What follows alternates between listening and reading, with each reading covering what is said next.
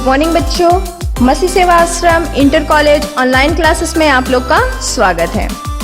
Class 9 का subject biology का पहला अध्याय हम लोग देखेंगे, जीवन की मौलिक इकाई।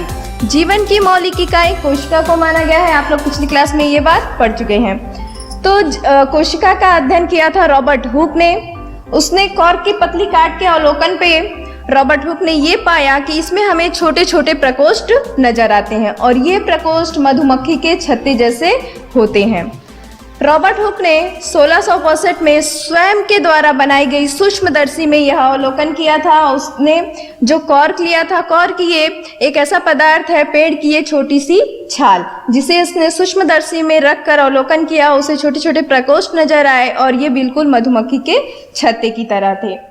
ये सेल, ये लैटिन वर्ड है इंग्लिश का, जिसका अर्थ होता है छोटा कमरा। जिस तरह से छोटे छोटे कमरों से मिलकर एक बड़ी बिल्डिंग तैयार होती है, उसी तरह से छोटी छोटी कोशिकाएं मिलकर एक बड़े शरीर की रचना करते हैं। इसीलिए कहा गया है जो कोशिका है यह जीवों की शरीर की सबसे छोटी कार्यात्मक एवं संरचनात्मक इकाई है। कोशिका का अध्ययन हम जिस विज्ञान में करते हैं उसे साइटोलॉजी कहते हैं। कोशिका का अंग्रेजी शब्द सेल, सेल ये जो है ये लैटिन वर्ड है, मैंने आप लोग को अभी बताई। इसमें इसका अर्थ होता है सेशुला यानी छोटा कमरा। जिस तरह से छोटे छोटे कमरे मिलकर एक बड़ी कोशिका, इस तरह से कोशिका की रचना होती है। बीच में केंद्रक पाया जाता है, इसे हम केंद्रक कहेंगे।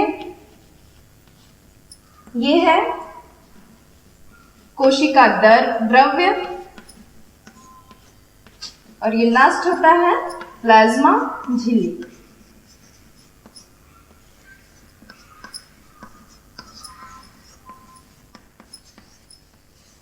ये कोशिका की संरचना है। ऐसी ना बहुत सारी कोशिकाएं जब आपस में मिलती हैं तो एक बड़े शरीर की रचना करते हैं। इसीलिए कहा गया है कि जब छोटे छोटे कमरे मिलते हैं तो एक बड़ी बिल्डिंग बनाते हैं। जैसे कोई घर का अगर निर्माण करना है तो बहुत सारी ईंटों को एक साथ जोड़ा जाता है और उस तरह से एक बड़ा कमरा, एक बड़ी बिल्डिंग तैयार होती है। ऐसे ही छोटी छोटी कोशिकाएं मिलकर एक बड़े शरीर की रचना करते हैं।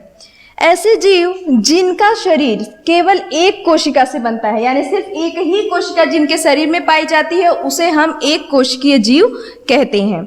और जब एक कोशिका के साथ बहुत सारी कोशिकाएं मिल जाती हैं, यानी कि एक कोशिका के साथ अनेक कोशिकाएं जब आपस में मिल जाती है तो उसे बहुकोशिकीय कहते हैं। एक कोशिका का उदाहरण है अमीबा, पैरामीशियम, और बहुकोशिकीय का उदाहरण है मानव हो गए, कुत्ता, फूल, पेड़ पौधे, ये सभी बहुकोशिकीय के उदाहरण हैं। अब बात करते हैं सबसे छोटी कोशिका की।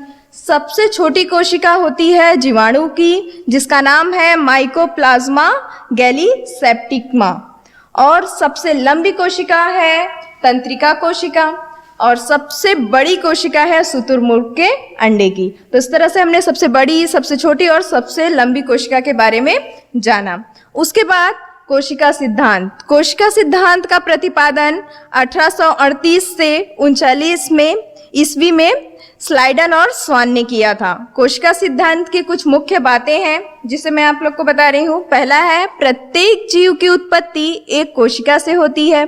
दूसरा, प्रत्येक जीव का शरीर एक या अनेक कोशिकाओं से मिलकर बनता है।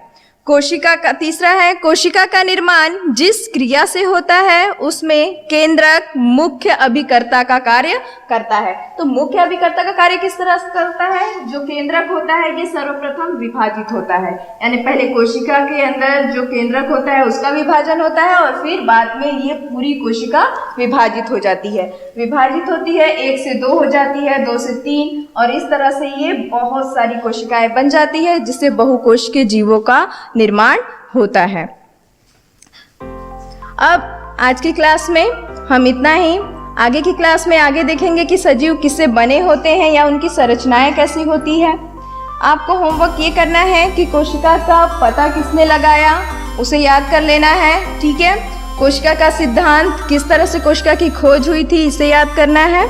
और आगे की क्लास में हम बाकी कंटिन्यू करेंगे। धन्यवाद।